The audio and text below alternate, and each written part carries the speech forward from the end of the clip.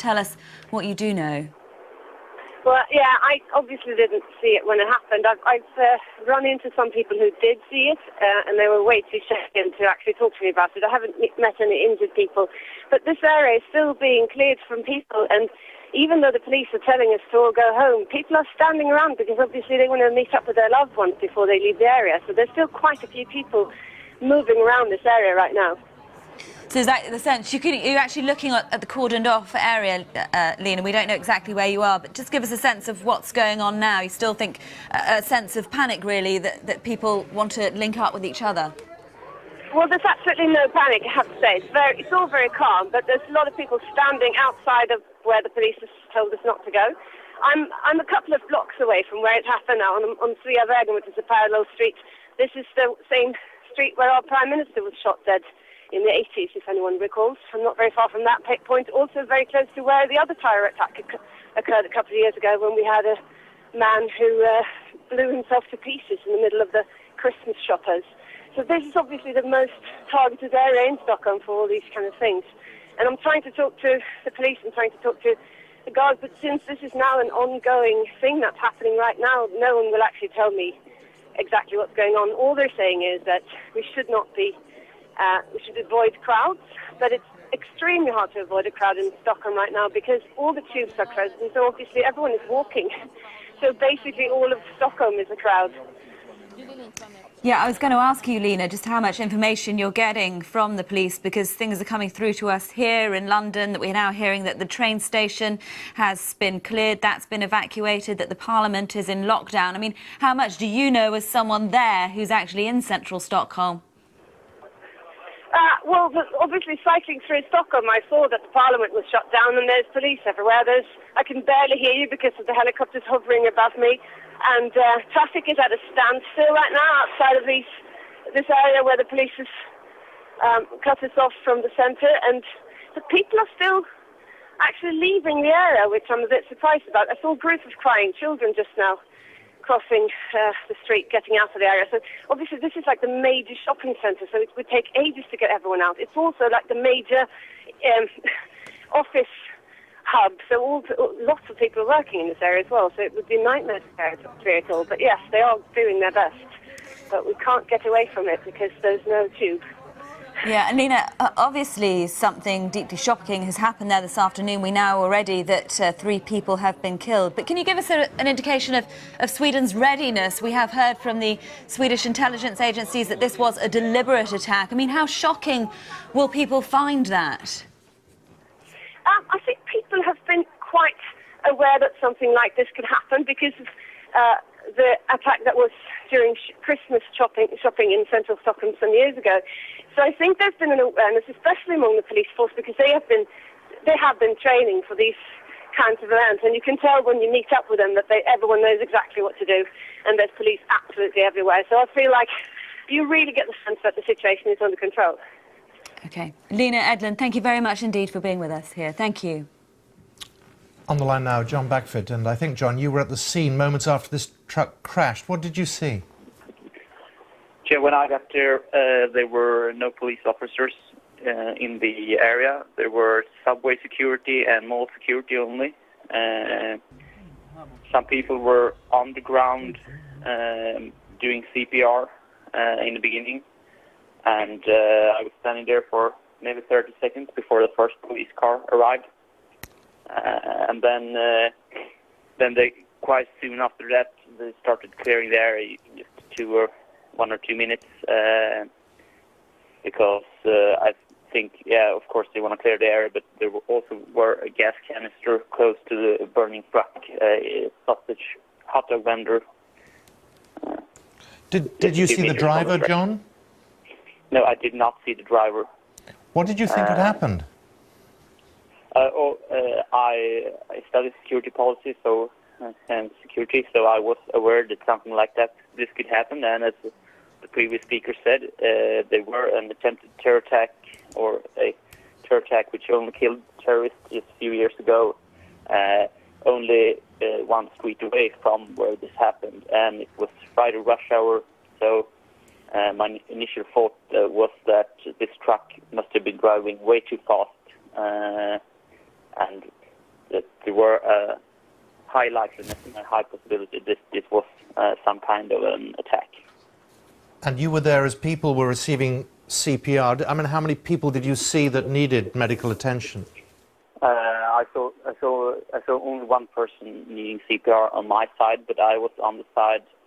I was not on the street which the truck had driven on. I was on the other street of the department store, so I saw only the truck and people on the side which it had not driven upon. So it was.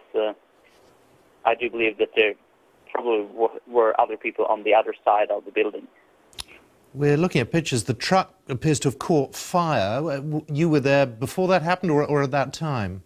I felt the first thing, I did not see the event, but the first thing I felt was a bit of smoke in the air.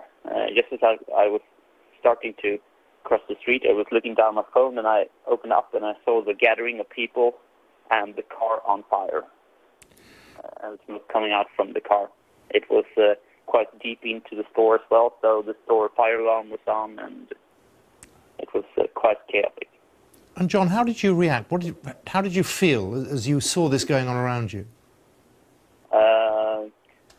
In the beginning, I did not know what had happened, and I did not know actually what to really do. I snapped a few photographs, which are all over Twitter right now, and then I was standing there as the police started clearing the area, and when they began to scream about the gas, I ran away a lot, along with a lot of other people. So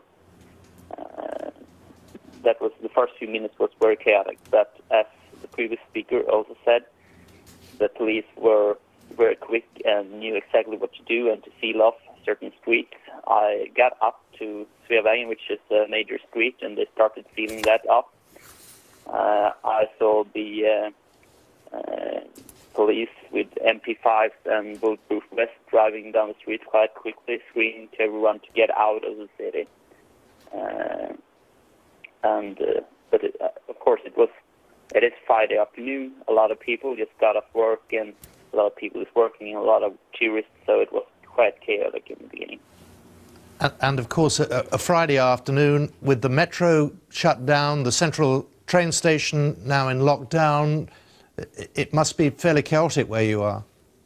Yeah, I actually live only 3 kilometers from the place, so I just got in the door when you called. So I'm home, but it was quite chaotic, especially around the city center and the subway station Odenplan, where I live. There were a lot of people trying to get home, but didn't have the ability to get home. John, it's good of you to give us your time. John Backford there, joining us from Stockholm. Thank you. These are pictures of central Stockholm where, as you can see, there is a police cordon in place. 3 people have been killed, a number of the others injured. Swedish police saying they have no details yet on the number of people who were injured when a truck ploughed into pedestrians outside a department store in central Stockholm. Well, joining us via webcam now from her hotel in Stockholm is Anna-V Peterson, who is a photographer who I'm told ran out onto the street while the attack was happening. Anna-V, thanks very much for joining us. Just tell us what you saw earlier this afternoon. I had just stepped into a store and I was in the fitting room, and I hadn't really started anything, and I heard the noise, I heard the screams, I saw the people as I walked out immediately, and there were just outside the store there were dead dog, the owner screaming, there was lady laying with a severed foot, there were blood everywhere, there were bodies on the ground everywhere. And the sense of panic, people standing by their loved ones, but also people running away, mainly into the minor street around, but the sense of sheer panic, yeah. Yeah, it's pretty horrific scenes that you've witnessed there this afternoon, Anna-V. I don't know if you can better talk us through what happened immediately afterwards. First responders on the scene very quickly, I imagine. It got very quiet. There was the noise, and then everything got quiet, and then people started screaming and crying. Obviously, people severely wounded. Then people running away. This is central Stockholm, so people being a couple of blocks away, not realizing what's happening, still coming onto the street. It took a few minutes until the police and ambulances came to the scene. I immediately got into, I mean, I'm a photographer. I'm used to a certain degree of this, but I chose to get into safety. I stepped into a smaller street and got out of there. This was very swiftly treated by Swedish police as a possible terrorist attack. We've now heard, of course, from the Swedish Prime Minister, from the Swedish intelligence agency, saying this was deliberate. I mean, I don't know if you can cast your mind back to those moments immediately afterwards. I mean, is that what you thought instantly, that this is a terror attack that you were witnessing? You know what? I was in London 2 weeks ago. I live in London. So, yes, of course I did. No, I did. I realized something was off immediately, and I took the snapshots. I stepped onto the street and then into a smaller street and got out of there. But there was still people not quite knowing what's happening, of course, where people are coming from, where the cars, suddenly people were shouting, there's another car, so running into different directions. What also happened was the owners of the stores immediately locked down, so people being locked into stores, but also meaning people on the street couldn't get into the stores. So a lot of people just not knowing what to do, standing on the streets.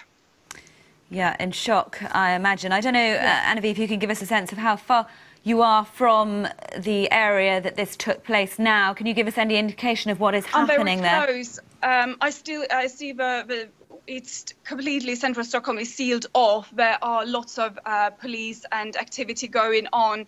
I was just, it's my birthday, I was here for a spa weekend and staying at a hotel. So I'm still at the hotel, but very close to where it is. I think it's 3 blocks away. And how much information are you getting? I don't know if you're getting any information from hotel staff there. I mean, we're hearing here in London that the train station has now been evacuated, the Parliament's in lockdown. Just give us a sense of the kind of level of information you're getting from authorities there. Honestly, I've been on the phone a lot. Yeah, so I've been talking to a few colleagues, but yes, the central station is locked down, a lot is locked down, but you still see people wandering around here, so people need to get home, that's pretty much it. But trying to get home out of the city. It's Friday afternoon, there were obviously a lot of people. Yeah, OK. Anna V. Peterson, thank you very much indeed for taking the time to speak to us. Stay there safely in your hotel. Thank you.